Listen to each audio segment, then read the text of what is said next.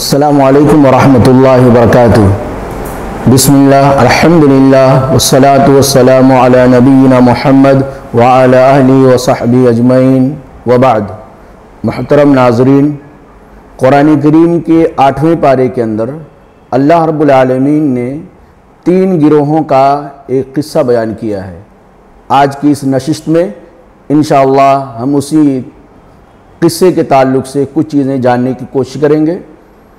वो 3 गिरोह कौन से हैं जिनका क़िस्सा अल्लाह रब्बुल आलमीन ने 8वें पारे के अंदर बयान फरमाया है। हम और आप जो आखिरत पर ईमान रखते हैं वो इस बात पर भी ईमान रखते हैं, आखिरत पर ईमान लाने में ये चीज़ शामिल है कि क़यामत के दिन अल्लाह रब्बुल आलमीन हमारे और आपके आमाल तौलेगा। अच्छाइयाँ तौली जाएंगी, बुराइयाँ तौली जाएंगी, नेकियाँ तौली जाएंगी, बदियाँ तौली जाएंगी।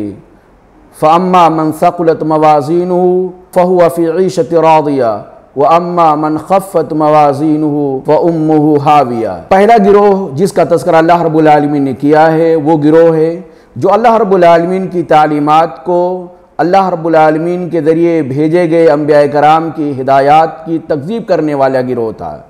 दिल से उनका इनकार करने वाला था और अमली एतबार से तकब्बुर का शिकार था। यानी अंबिया कराम की तालीमात जिसके मानने में इंसान की नजात था, जिसके मानने में इंसान के लिए भलाई था और जिसके इनकार करने में इंसान की नाकामी था, ये पहले गिरोह ने अंबिया कराम की तालीमात का इनकार किया, तकज़ीब किया, झुटलाया और अमली एतबार से तकब्बुर के अंदर पूरी ज़िंदगी गुजार दिए। अल्लाह रब्बुल आलमीन ने ऐसे गिरोह का नाम अस्हाबुन नार दिया है, यानी वो जहन्नम में जाने वाले हैं।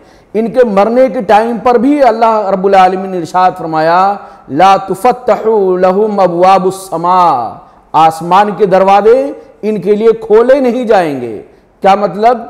अल्लाह रब्बुल आलमीन ने बयान फरमाया है कि एक तो ये जो आखिरत के मुनकिरीन हैं, अंबिया कराम की तालीमात के तकज़ीब करने वाले हैं, तकब्बुर में, सरकशी में, अल्लाह रब्बुल आलमीन की बारगाह में अकड़ करके ज़िंदगी गुजारने वाले हैं अल्लाह की कायनात में, तो ऐसे लोग वो हैं कि जो भी अच्छाइयाँ करें, जो भी भलाइयाँ करें, जो भी नेक काम करें, उनकी नेकी किसी काम नहीं आने वाली है। उनकी नेकी की कबूलियत के लिए अल्लाह ताला आसमान के दरवाजे नहीं खोलेगा। दूसरा मतलब यह है कि जब इनके मौत का टाइम आएगा, मौत के फरिश्ते इनके रूह को कब्ज करके आसमान की बुलंदियों पर चढ़ेंगे तो इनके लिए आसमान के दरवाजे नहीं खोले जाएंगे। नबी करीम सल्लल्लाहु अलैहि वसल्लम की कई हदीसें इस बात की सराहत करती हैं। वला यदखुलूनल जन्नता हत्ता यलिजल जमलु फी सम्मिल खियात, ये लोग जन्नत में हरगिज नहीं जा सकते, उस वक्त तक जन्नत में नहीं जाएंगे जब तक सुई के सुराख में, सुई के नाके से एक ऊंट न गुजर जाए। ये जो तशबीह है कुरान करीम की तशबीह है और बड़ी कमाल की तशबीह है। वो उस वक्त तशबीह दी जाती है जब नामुमकिन चीजें होती है। सुई हम और आप जानते हैं, जिसके अंदर धागा डालने के लिए कितना गौर से देखना पड़ता है, कमजोर आंख वाला धागा भी नहीं डाल सकता। अल्लाह रब्बुल आलमीन ने तशबीह दिया कि ये मुनकिरीन आखिरत, अल्लाह की आयतों की तकज़ीब करने वाले, तकब्बुर और सरकशी में जिंदगी जीने वाले, ये लोग उस वक्त तक जन्नत में नहीं जा सकते जब तक सुई के बारीक नोक से ऊंट जैसा भारी भरकम जानवर न गुजर जाए। कभी नहीं गुजर सकता। इसलिए जब ऊंट सुई के नाके से नहीं गुजर सकता तो ये लोग जन्नत में नहीं जा सकते हैं। इनका ओढ़ना, बिछौना, ये सब कुछ आग के अंदर होगा। जहां सोएंगे वो आग पे सोएंगे, जो ओढ़ेंगे वो आग का होगा, पूरा चारों तरफ आग ही आग होगी। अल्लाह से दुआ करें। ये अस्हाबुल नार का किस्सा अल्लाह ने इसलिए बयान फरमाया है ताकि हम अल्लाह ताला से दुआ करें कि अल्लाह ताला हमें ऐसे लोगों की सोहबत से, ऐसे लोगों के साथ में रहने से, ऐसे लोगों के जैसे अमाल करने से अल्लाह ताला हमारी हिफाजत फरमाए। अल्लाहुम्मा ला तजअलना मिनहुम वला माअहुम, अल्लाह हमें उनमें से मत करना। दूसरा गिरोह अल्लाह ताला ने अस्हाबुल जन्ना का बयान किया है। ये कौन लोग हैं? ये वो लोग हैं जिनकी नेकियां जब तौली जाएंगी तो नेकियां ज्यादा हो जाएंगी और बुराइयां बराए नाम होंगी। और नेकियों में सबसे बड़ी नेकी ईमान और अमल सालेह है। अल्लाह रब्बुल आलमीन बयान फरमाया ये वो लोग हैं जो ईमान वाले हैं, अमल सालेह वाले हैं, ये लोग जन्नत में जाएंगे। अस्हाबुल जन्ना है। और जन्नत की खूबसूरती मालूम है क्या है? जन्नत का हुस्न क्या है? अल्लाह अकबर।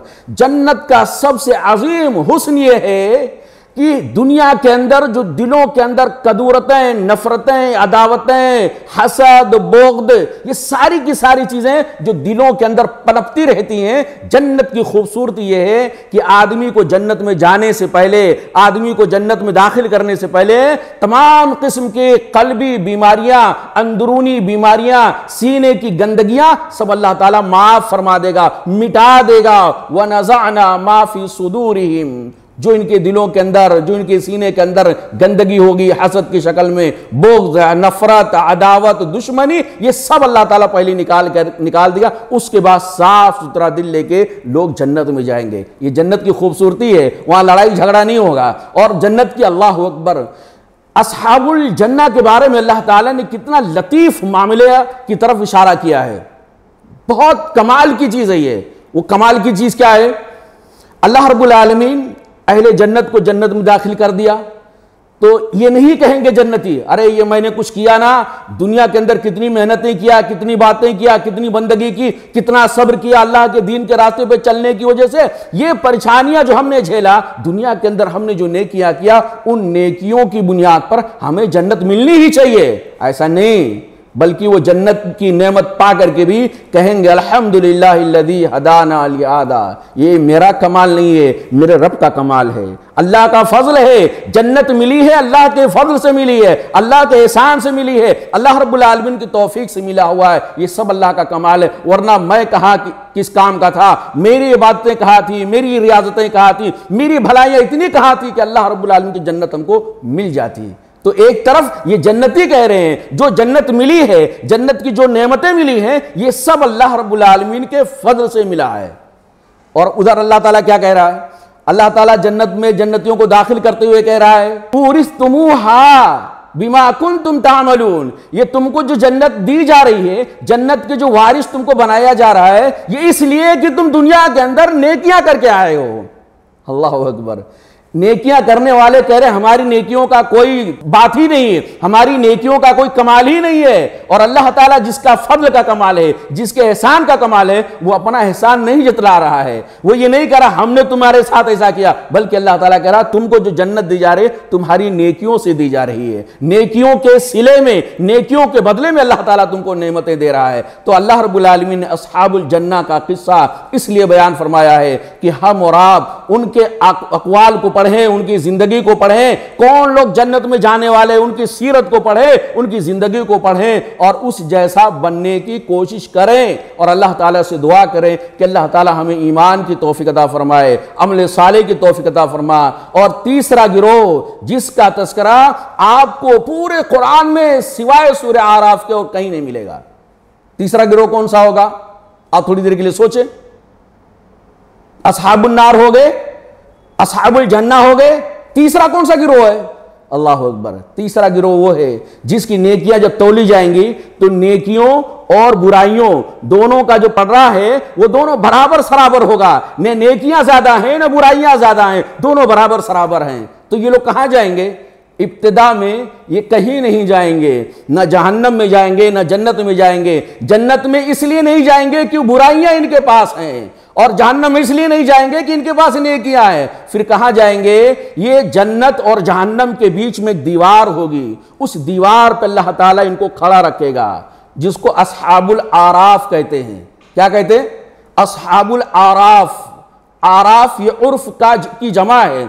उर्फ के माने होता है उभरा हुआ हिस्सा, उभरी हुई जमीन। हमने मुर्ग को देखा है, मुर्ग के सर पे जो चोटी होती है जिसको कलगी कहते हैं, उसको अरबी के अंदर उर्फ कहा जाता है। तो जन्नत और जहन्नम दोनों के बीच में एक दीवार है, उभरी हुई जमीन है, उसी जमीन पर उसी उभरे हुए हिस्से को आराफ कहा जाता है। और अल्लाह ताला ऐसे लोगों को जिनकी नेकियां बुराइयां बराबर सराबर होंगी उनको वहां पे ठहरा देगा, काफी दिनों तक ठहरे रहेंगे जब तक अल्लाह का फैसला नहीं आएगा। इनका मामला बड़ा अजीब होगा। ये जहन्नमियों को भी देखेंगे, जन्नतियों को भी देखेंगे। जहन्नमियों को देखेंगे तो कहेंगे अच्छा, दुनिया के अंदर पहचानेंगे। जहन्नमियों की तरफ देखेंगे तो बड़े बड़े सरदारों को पहचानेंगे, ये फला है, ये फला है, ये फला है। और दुनिया के अंदर क्या किया? वो बातिल पर अड़े रहने के लिए, बातिल की तरफ लोगों को दावत देने के लिए, अहले हक को हिकारत की नजर से देखते हुए वो लोग क्या रवैया इख्तियार करते थे। अस्हाबुल आराफ जहन्नमियों की तरफ देखेंगे और कहेंगे तुम्हारी जमीयत, तुम्हारी तादाद, तुम्हारी कसरत तुम्हें कोई फायदा नहीं दिया, तुम्हारा तकब्बुर, तुम्हारा आना, तादाद की बेस पे तकब्बुर करना, मालो दौलत की बेस पे तकब्बुर करना, गुरूर, घमंड, ये तुम्हारा किसी काम नहीं आया।